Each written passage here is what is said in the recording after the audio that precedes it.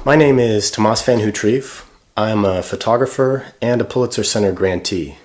My project, Traces of Exile, is about how refugees portray themselves, especially compared with how they are usually portrayed in the news media.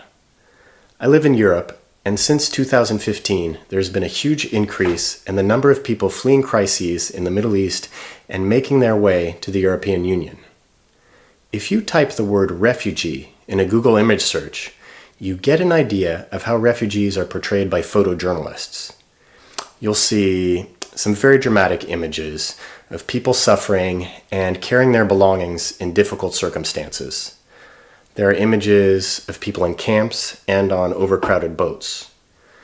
But what is unique about the current refugee crisis is that for the first time in the history of humanity, most of the people are carrying smartphones.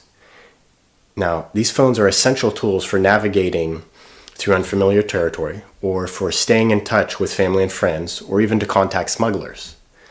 But like people anywhere, the refugees also use their phones to take selfies and to document their daily lives and post to social media. Now, I was interested in seeing these photos taken by refugees.